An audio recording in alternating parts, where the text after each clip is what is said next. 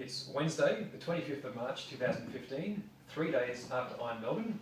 I'm Andrew Howes, here with Darren Sub-10 Cronshaw for part 2 of our interview. Darren, how are you feeling now that you're an official Ironman in 9:54 no less? And if you roll up your trouser leg, will we see the M. tattoo? I'm exhilarated to have finished Ironman, and it was a terrific day. And I feel like, in terms of the race plan that we talked about, that you helped me kind of plan, I feel like the race plan went really smoothly, which I was quite surprised by. I thought surely something might be a hiccup, but it was quite humbling to actually achieve that result of finishing in the first place and finishing with sub-10. I just have been kind of shaking my head continually for the last 3 days, wondering how to get it. And the tattoo? I think I'll reserve judgment on that one, but I haven't got a tattoo yet, but Right. I'll reserve judgment on whether I might get one day. Alright, okay. So we'll go through the day, but first of all, the few days and then the few hours before the big race can be quite nerve-wracking. How did you find it, and what did you do to stay as focused and as calm as possible? Well, I did really enjoy the taper after, in fact, the taper of the last 3 or 4 weeks after some heavy training. It was good to kind of wind it back and enjoy some intense times of exercise, but not going for as long. Because it was quite a drastic taper in that last week. In that last week, our training plan was to train for 10 hours, but because of my bike crash and going over the handlebars, hurting my arm, but fortunately not breaking anything, I took 2 full days off and then probably wound back a bit more as well. So I probably, in that 7 days, did 5 hours exercise rather than 10. So no bad thing. Not a bad thing. What's that effect that we call? The Zatopek effect. Zatopek effect. Well, it seems to have paid off for me, and I was a bit nervous about cutting back so much, but I thought, no, I'll trust your wisdom and trust the tapering and the previous exercise. So it helped it helped to have some intense exercise, and for a few of those days. It helped, and it helped having some, basically I just did some writing and some work and tried to go to bed early and eat well, and then in those last 3 days carve up. And it was interesting in terms of the amount of organisation that went into those last 3 days too. Even a lot to do in terms of getting our number and registering on the Thursday, which I'm glad we did Thursday. Friday here at home I could put my feet up and do some writing and some other final preparation, put the numbers on the bike and so on, which I haven't taken off yet. And then Saturday booked the bike in, but again that's another few hours of exercise getting down there and back. And Saturday afternoon, as soon as I got back, I thought everything's ready, so I put my feet up, resisted the temptation to do the gardening jobs Jenny had for me, and had a sleep for an hour, and then a final dinner and a feed, and then went to bed at 9:30, and promptly stayed awake for 3 hours until 12:30 when I fell asleep finally. Woke up once for the loo, and then woke up with the alarm at 10 to 4. And once you'd done all you needed to do, you put your special needs in that sort of half hour before the race. How did you find that? That was kind of, again, several things to do. So I had a checklist of things to do that morning, which was helpful because that included getting up and having the breakfast that had been outlined. I had my 2 crumpets and some toast and normal vitamins. Well, I had the vitamins first and promptly chunted them up, I think, by putting the tablets in before food. Probably normally it doesn't matter, but that morning it did. Thought, well, I hope this isn't the start of a day, you know. So I just kind of relaxed, had a shower, and then came back and had my breakfast again. And our friends Travis, who was cheering us on and running the aid station that day, and Katie, who was racing that day, I went down with them in their car and went and put my food on and my fuel on the bike, and that was when the checklist came in handy, because I thought I'd done everything, but I checked the checklist and there was, I can't remember what it was, something that I'd forgotten, but I pulled that out. I checked it again and realised, oh, my bike computer, I haven't put that on, so I put that on. So that was helpful. Went to the loo again, inside the station rather than inside the transition area, so I didn't have to go out and line up for too long. Wetsuit on and down to the beach. Right. So down to the beach, the rolling start was new for all of us, and it was something we discussed at length, a few different options. I think you changed your mind a few times over the past few weeks. What did you end up doing at the start, and how did it work out in terms of the rest of the swim? I got down to the beach and saw that everyone, instead of the designated practice area that was supposed to be right up the end or something, that just didn't really happen, which was fine. So I just looked around for friends, looked for yourself, looked for others, and stood with Jeb and Megan and cheered them on for their race. Waited until it was about 20 minutes till the start and had my practice swim. I was just going to go up for 100 metres. I think I did a couple of 100 metres. And very important. felt like I was both wet then and gliding smoothly and comfortably through, and just kind of getting in the mode of being calm and smooth with the swim. It was a beautiful morning, both clear sky and not windy, so I couldn't have asked for better conditions, although it would have been, a bit of chop would have been fine, but better not. And then I went walking and found that the different waves seemed to be kind of merging a bit, and I went and found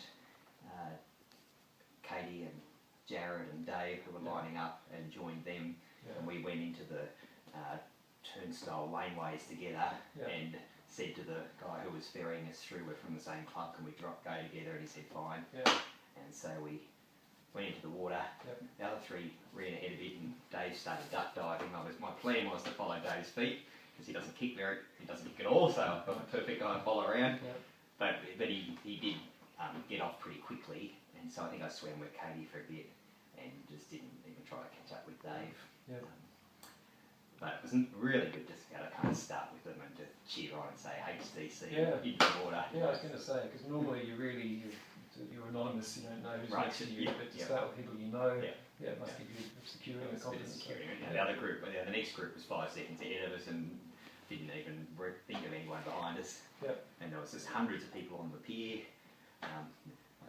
Some of our cheer squad would try and get on the pier, but it was blocked. They couldn't see it, but they could kind of see people running through underneath the pier. So it was just a beautiful morning. And I started off with following your advice of just going to the first pier slowly and steadily, and getting into the rhythm and breathing once every stroke rather than trying to breathe through stroke 3 times for breath. And I did that pretty much, a little bit of drafting, but pretty much on my own. But then when I got to that first turnaround, I found a guy who I said, oh, there's someone who kicks a bit like Dave. So, because I like following Dave without his kick. Some people kick quite aggressively, and I guess you can still draft off them, but I find the bubbles still a bit prone to kind of cause me to go towards panic. I didn't panic, but I can be prone to panicking. So and also I don't like getting kicked in the face by over-eager swimmers, and I kind of think, that's me, they're wearing their legs out. Anyway, I found a guy who wasn't kicking very much, and I was amazed because he was a little bit faster than me, so I had to stretch a little bit to keep up, but I knew I wasn't exerting myself too much to do that. So I followed him for probably almost to the end of that first kilometre stretch. And then I lost him and followed some other people. I went on my own for a bit. And then about 300 metres later, this bloke pulled in front of me, and I thought, I recognise those feet in that wetsuit, so he must have just been not too far away. So I followed him for another 500 metres. So whoever that bloke is, with the 2XU wetsuit, I owe you for the swim. I came out of the water at about 1 hour and 3 minutes, which was terrific, because as well as being, I think for that distance, the only time I swam faster than that was in training, and I did 1 hour and 5 seconds, but I came out pretty exhausted and really wore myself out. So I came out rested and rearing to go, and I thought, I looked at my watch, and I knew that you can't change anything now, but I looked at my watch and I thought, I'm on plan, so I'm on target, and so off I went to transition. And I think Jared and Katie and Dave were all in front of me by about between 2 and 5 minutes. Yeah, you must have been pretty close. Pretty close. That's great. Excellent. So the Ironman transition grabbing your bag, going to the tent, see if you can find a seat. That was new for you. How did you find it in comparison to previous transitions where you're just at your bike? I found it easier. It was very, very clear, and I guess because I'd been very thoughtful about getting ready for it, and Emily, my daughter, had helped me practice putting the shoes on. So we did some time trials, and I got out the time for changing my gear into the bike shoes and out of them and into my sneakers. I think we got that down to, was it a minute and a half, Emily, or 2.5 minutes? 1.5. 1.5 minutes, yes. I started with 2.5 minutes and I got down to 1.5 minutes, and we were high-fiving each other for that. So I kind of had my process worked out, and to avoid extraneous movements and so on, because I need all the help I can get. But as I came in, I'd also memorised and knew where my bag was, and it was just as I go in through the door, it was just to the left and then on the right hand side. So I knew as I was running through, I just grabbed it, went through, and one of the helpers came and put sunscreen on my legs and kindly put the wetsuit back in the bag. Apparently they didn't have to do that, but he did that anyway. So it was pretty, I'm sure there'll be room for kind of speeding that up with practice, and probably with doing maybe some less things. I'd get better lasting sun cream and not worry about the sun cream in T1. But I did my first transition in 5 minutes 25, and the second transition in 2 minutes and 1 second. So now it wasn't the speediest compared to others, but I did put on my calf guards and sunscreen as well. So I probably did a little bit more than what some people did. But on the other hand, I didn't do a complete change of clothes and do my hair either. So it didn't take 10 or 15 minutes. You weren't hanging around. And the bike didn't hang around either. So the bike is clearly your main strength, and before the race we spoke about a compromise between riding fast, which you clearly could and did do, but also saving some energy for the run. So you ended up with a 4:55, which it's an extraordinary achievement. But I've got to say, when I saw that time come up on the web, I was a little nervous as to how it might affect you on the run. So how was the 180k? And given we did so much training on the 3k Birmingham course, how did you cope with only turning around 3 times after 45k's each time, instead of once every 3k? Well, like Burnley, there wasn't any traffic lights either, so that was a kind of perhaps good practice. And I'd love turning around 3 times rather than every now and again. The road was smooth. It's a fast course. It's a fast course. It was just lovely. It was kind of coming out of Frankston was fairly busy, so I just kind of did take it easy. I just kind of thought, just both for my heart rate and for just avoiding a disaster of knocking someone or something, I was very careful with myself and with my surroundings. And that was important on the return leg too, especially after the whole ride, because I was tired by then, and I thought, Darren, you've got to concentrate to make sure you steer in the right direction. Don't do something silly. But I was very pleased with the bike result. I'm kind of, again, shaking my head in surprise. I thought running I've been doing a lot more of for a longer time, so I'm surprised that by the fact that the bike does seem to be my relative strength compared to running. I'm perhaps a little bit more up there on the ladder in terms of where I am on the bike. It's like you modest, a lot more. A lot, right, okay. Compared to running, it's a few more places there.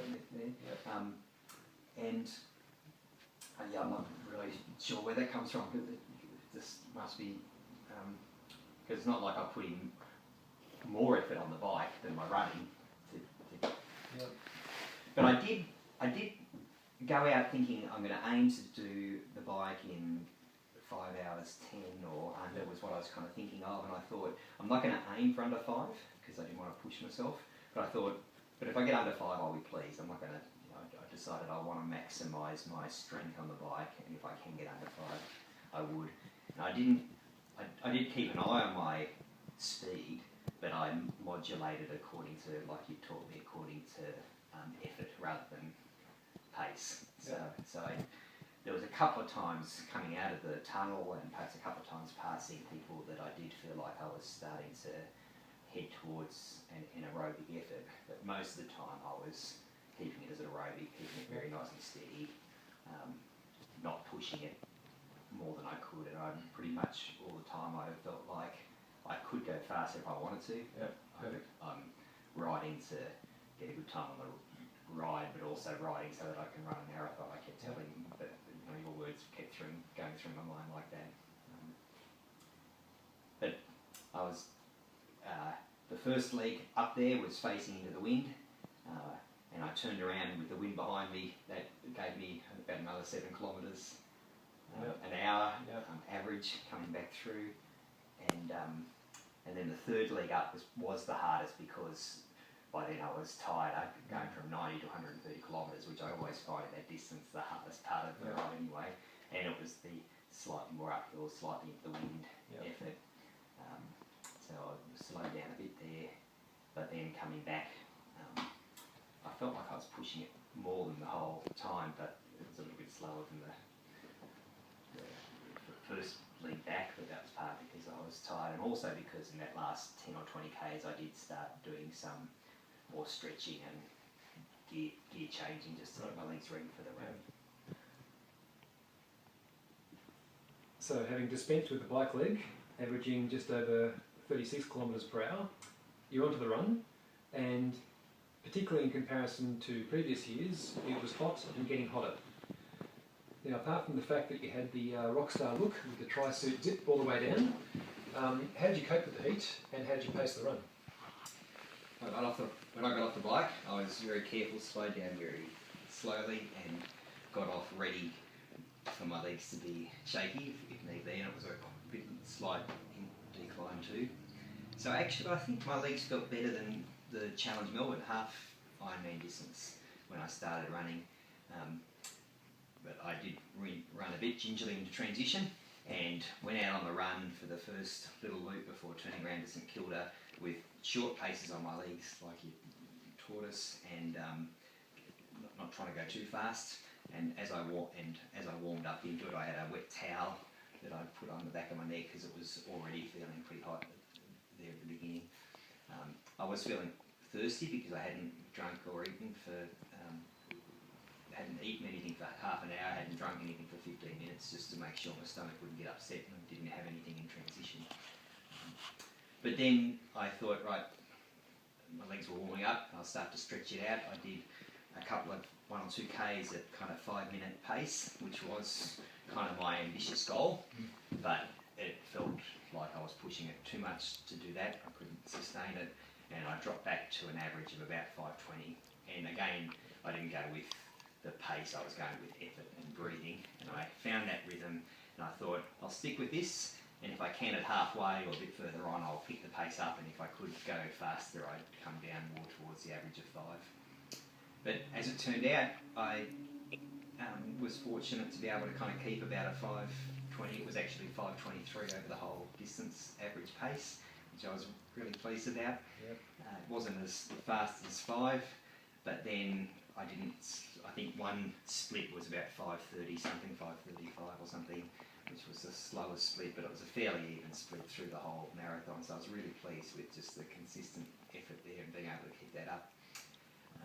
But it was hot going, and there was some times between aid stations where we were feeling quite thirsty and kind of saying, where is this next aid station? You know, just for not just for a drink, but to cool down with water. But given we'd spoken about that drinking to thirst, it's not a bad thing as long as that thirst doesn't get too much out of control. So I did probably, I had drunk more on the bike probably than on the run, and I kind of thought I was drinking a bit more on the run, but not over eagerly. Yeah, good. So we spoke about your time goals last week, and with a 9:54, you surely couldn't have hoped for much better than that, particularly given your main goal was a sub 11. No, I was very pleased with my time, and still continue to be amazed. And in terms of ideal race, I was thinking an hour to hour and 5 for the swim, and I got the hour and 3. I was thinking 5 to 5:10 for the ride, and I got 5 minutes below that. And then the run to come in at, I did have a cheeky goal of beating my marathon PB, which was which was 3 hours 50 or 3 hours 51, and I got 3:48, so I beat my marathon PB even at the end of an Ironman, which was kind of fun. And that added up to the 9:54, which was not just scraping in under 10, not very much under 10, but it was had some margin there, which was pleasing. Yeah. Now, everyone's favourite topic, hydration and nutrition. We've touched on that a bit, but it sounds like you got that balance right between you had a plan, you stuck to it, but you didn't overdo it. Is that about right? That's about right. I had a little bit more hydration on the bike than I thought. My race plan was 5 bottles of electrolyte, and by the end I had about 1 per hour? 1 per hour. I had one by half an hour, and then had another approximately 1 per hour. But by the end I had 6 bottles of hydrolyte, and had gone through 2 bottles of, maybe I had 5 bottles of hydrolyte, and had gone through a couple of bottles of water. Only some of which I drunk. Yep. So I think I had 6 bottles altogether, 5 hydrolyte, 1 water, but then half of each water I basically was tipping on myself to wash and to keep cool. Yep. I probably, again, I guess I'll write this down for next time. I probably would do that more often, especially on a hot day. Yep. And the suit I had really did, when I did splash it on my chest, it really did kind of keep some of the water and keep me cooled down. So I think I would do that more often rather than waiting till, like I did, waiting until about 3 or 4 hours into it. And psychologically it feels good as well. So, yeah. Great. It did, however, have an unfortunate effect on my feet because I continued to do that in the run, and so so what I did change on the bike I had 6 gels and 3 energy bars, which was what I planned, and then on the run I was planning to have 1 gel every second aid station. I left it for a couple of aid stations to make sure my stomach was settled down, but I only had 5 or 6 gels, so it was a gel every 3 aid stations rather than every 2. At one stage I was feeling a little bit like I was getting a stitch, and so I just thought I'll hold off, keep going through. Perhaps I should have tried some watermelon or something, so maybe in training we'll try having watermelon and see if that helps, or it's not good just to have something that's of some different variety. I wasn't going to try something new on the run. So towards the end, when I was running out of energy to go faster, I thought, maybe I should have tried it, had another gel or 2, maybe it would have helped, but maybe not. But with the water, at each aid station, especially in the early ones, I'd stop, grab a couple of things of water to cool me down, grab some ice, put them down my sporty top, and that would kind of keep me cool through the next couple of Ks, and then have a water and a gel sometimes, or hydrolyte and Coke other times. But of course with the water seeping down, that went into my socks, and with the cantilevered road, early on I felt like I was getting a blister on one toe, and I thought I might stop and put a band-aid on. I thought, no I won't, I'll see if I can keep going, and I might get a blister somewhere else and really need to do it. Right. But I pushed through, got probably 7 or 8 blisters by the end, but they weren't painful, they didn't pulp, so they weren't slowing me down. Right. But that was, I think, largely because the water and the cantilevered road gave me blisters, which I've never had before, so that's probably the one thing that went different to expected, but it wasn't a disaster. I just got a sore feet. Now they didn't slow me down today. Right. And I learned my lesson. Next time I throw water on my head, I'll put my head out like this rather than like this. And just further to the comments about having the zip down in your tri-suit, was that a combination fashion statement, cooling strategy? Try and look, you can't every day walk down the street with your chest bared. But no, it was really simply that for the swim I had it down because it's a bit tight, like a speed suit should be, and so in a swim, when I can be prone to panic in the water and don't really like being constricted, that's something that I've had to overcome in the swim. So with it down a bit, I just felt a bit more freer. And then of course the wetsuit done up. On the ride, it's done up for aero, and I didn't even notice it there. It was terrific on the ride. But then, as I got off and started running, it does feel a bit constricted. So I think for a K or 2 I had it done up, but then I just unzipped it and it took away the pressure, gave a bit of air flowing through, and I guess people think, oh, who's that hairy middle-aged man coming, but I don't care, I need all the help I can get, you know. Certainly stood out. And actually, although as I was doing that, I realised I put sunscreen everywhere else, but not on my chest. So I kind of, each aid station I was saying, have you got suntan cream? And they didn't know what I was saying. Right. Or someone said yes. But it wasn't until about the 5th aid station that somebody said it's on the end table. And I think that's what happens at every aid station. I didn't realise that, so I put a bit on my chest and kept going. Okay. Now, apart from the blisters, and it sounds like close to a perfect race as you could hope for, but were there any other things that surprised you or that were different to what you'd experienced in the past? I was surprised. I knew that we were starting off on the road and then going onto the path, but for 18 kilometres of it, on a hot day with the cantilever road and my foot starting to blister partly because of that lean, that was longer than I was anticipating. It's a long stretch. It was a long stretch. And so sometimes I'd actually literally come up on the footpath, both to get under the shade of the footpath and to get just a bit flat. Yeah. And I was surprised with the heat of the day. I think starting off it wasn't as hot, but as it heated up and got hotter and hotter, I thought, well, this is hotter than I kind of was counting on. Yeah. And even at the end when people said, oh, that was a really tough day, I thought, oh yeah, I guess it was. Yeah, no, it certainly was. I kind of pushed through, and I must say one of the best parts about the day was my training mate Jared, who we went into the water together. He came out 2 minutes ahead of me, and I think I caught up with him by about a minute in transitioning, and he said, I didn't see when I passed him on the right, it must have been at some stage, but he came in just 5 minutes behind me on the bike and saw me on that turnaround. And he gave me high five, and I thought, oh, he'll catch, I'll see him sometime. And sure enough, at 10 Ks, he came up behind me and he said, you're a hard man to catch, Darren. I've been trying to catch you for 10 Ks. And we ran with each other for 30 Ks, which was terrific because we kept each other at that pace of 5:20. Sometimes I'd flag off, and I thought, no, I've got to keep up with Jared. Sometimes he'd flag off and he'd catch me.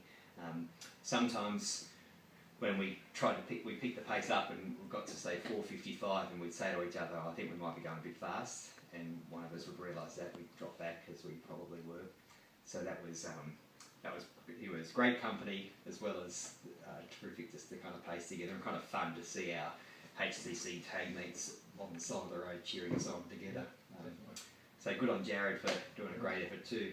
He had to drop back, and then raised his speed about 40 Ks. He said, oh, I've just got to drop the speed back, and he dropped back and had to slow right down for that last K, but he got over the line just over 10 hours as well. So approaching the finishing line, I mean, clearly you were very fatigued, as you'd expect to be, but you still were running quite strongly. Now, we knew that Em, your daughter, wouldn't be able to join you with dual cartwheel, but I understand you performed a perhaps fairly modest cartwheel yourself. It was a pathetic cartwheel, but I tell you what, I was pleased to be able to still think as I went up to it, I'm going to give this one a go. Right. And I was pleased to get my feet onto the ground before my head landed there. So that was an achievement at the end of 10 hours. So how was that finish, and was the atmosphere everything you thought it would be? It was pretty electric, and I had thought, as I set up on the run, I thought maybe at 20 Ks I could pick the pace up. By then I thought, no, I think I'll leave it to 7 Ks. I got to 7 and I thought, I don't think I could hold an increased pace for 7, so I'd wait till 6, At 6 I thought I'll wait till 5. And by the time I got to 5, I had to dig deep to pull all the energy I had left just to keep the pace going. Yeah, you really got to concentrate, don't you? Had to concentrate, but about that time, between 10 and 5 Ks, I saw Steve Chamberlain walk out, try mate about 3 times, and then after that, saw Emma Moore, who was just at St Kilda at a good strategic place to cheer us on. So it was just terrific to have people cheering us on the side. Had some other friends who came along, Brian and Janelle on bikes with a music blaring and streamers blasting. So those chicks on the bikes kind of got Jared and I going at an earlier stage. At a later stage when we were quite tired, we kind of said to each other, where's Janelle and Brian now? We had a bit of cheer to keep us going. But then, so at 2 Ks, I thought, I'll do the old trick and follow someone in front of me and catch up with them and try to keep with them. And I did manage to keep up with them, and those people sometimes would try to kind of keep up with me but flag quickly. I thought I want to just keep going under my own steam, not rely on other people to keep me going if I want to increase the pace. And in the last K I did pick up the pace of a 5-minute K, and then was able to sprint home through the electric feeling of that last straight. See Jessie and Emily, my daughters, up on a rock waving the Go Dazza flag, which was terrific, and then and come through and cartwheel over the end and collapsed into the arms of the catcher, who was Darren from Sheffield, who we had a good chat while I was kind of finding my legs again. And something we didn't cover, but it sounds like you ran the whole way. I did run almost the whole way, and didn't stop for anything more than half a minute at a time. So some of the early aid stations, I stopped and walked. After every successive one, I did find it harder to get back into the rhythm after it. So for the last few, I stopped. I kept running because I just wanted to keep my pace going, and I think I'd do that more. I'd probably stop just for a quick drink and then keep going again rather than walk through the whole aid station next time. And on 2 short hills coming off the beach up to the road again, Jared and I stopped and just walked up those for the sake of not powering up to the heroes. Right. Okay. But I didn't ever feel like I've got to stop to walk to get my energy back. I seem to be able to just keep my legs moving.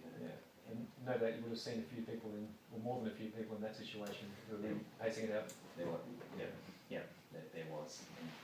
And at one stage there was a bloke on the side who was looking like he was going to be sick and wasn't sure about his legs. We did check, he did have his hand on a sidebar, so we thought, well, he was okay. And I thought, well, I can't do much for him, except I looked at my watch, saw my distance, and at the next aid station, which was 200 metres, I just grabbed a bloke and said, 200 metres back, there's a guy who might need first aid. Now, he might have recovered himself, but I thought there's plenty of helpers there, rather than him floundering with no one to help. I trust they sent someone back at least to check on him, and if he was in dire straits, that would have helped him out. Good call. Now, the day after, the Monday, you go and collect your bike and what's left of your bags and various odds and ends. You do have the option of going into the tent and signing up for next year. So did you hand over that credit card? No, I didn't hand over the credit card. And they didn't. I did go to we had breakfast with some of the club and debriefed, and then we went to the roll down ceremony for people to be selected for Kona.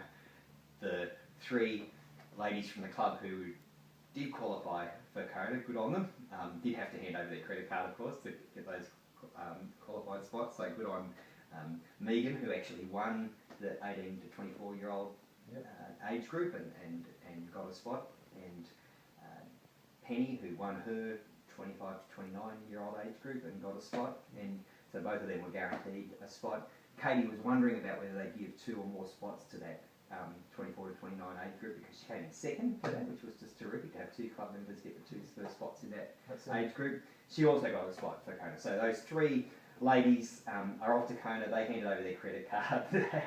They go to Kona, but they didn't actually make a promotional effort that I heard of to say sign up for Melbourne Ironman next year, and I knew I could sign up for it, but I kind of thought I would reserve. I had always thought I'll make that decision at a later date. And then so on Monday I was saying to myself, I'll wait till next week to make that decision, or actually I'll wait till next week to talk to my wife about that decision. But I couldn't help myself, Andrew. We went for coffee today and I kind of gathered up the courage and said to Jen, would you mind if what do you think of me doing it again next year? And the response was? She said, well, there'll be some ground rules, but that would be okay. Right. This is the bottom line. So Jenny's drafting the guidelines as we speak. Drawing up the contract. Drawing up the contract. Right. But I've got to say, I do feel kind of hooked. I had an exhilarating day. I'd love to do it again. I had thought maybe I'll do it next year, or if not next year, maybe another time down the track. But I feel like the rhythm of getting ready over summer falls at a good time of the year for me. Yep. Had a great day, and I'd love to kind of seek to build on that for another effort next year. So you asked the question, you got a yes. Sounds on par with the marriage proposal. So. Yeah, it was. There was less. Let's be careful about making those sort of comparisons, I think. So.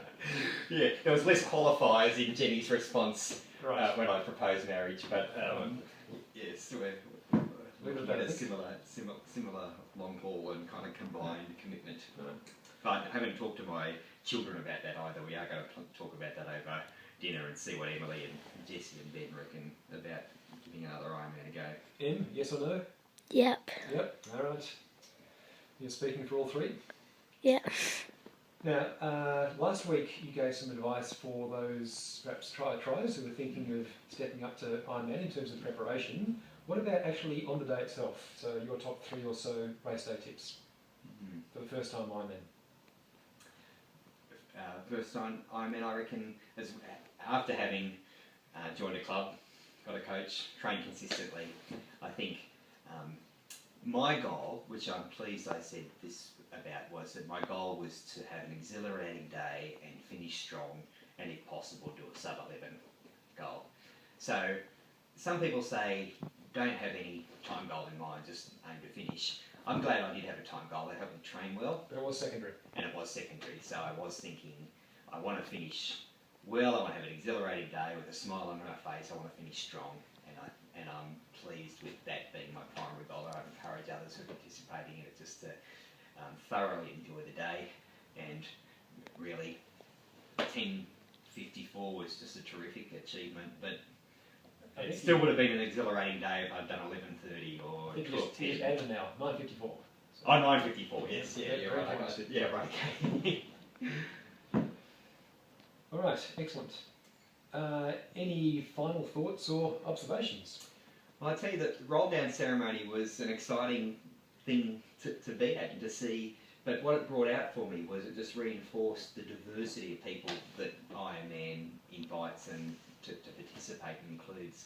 And so it was terrific to hear, because we couldn't see the event ourselves, but it was terrific to hear a bit of an overview of the race that the pros had done, and both the women and the men's pros were close and people coming backwards and forwards, and the winner was from Canada was not someone that was expected to win, and so it was exciting at that level, but it's also exciting to see the diversity of age groupers, from Megan from our club, who won the 18 to 24-year-old category, through to the 60 and 70-year-old, plus men and women who finished and were going off to Kona. So the diversity of cultures and genders and countries that people were from, and abilities. There was a kind of a celebration of everyone that was involved, which was exciting. Great. All right, well, we're just about at the end, so congratulations once again. It's an astonishing effort, and look forward to preparing for 2016. So. Thanks, Andrew. And I reckon if I had a go at it on my own without your coaching, I might have been able to finish. I hope I might have been able to finish, but there's no way I could have done sub 10 without your coaching and support and training. So thank you. It's been a pleasure. Thanks, Darren.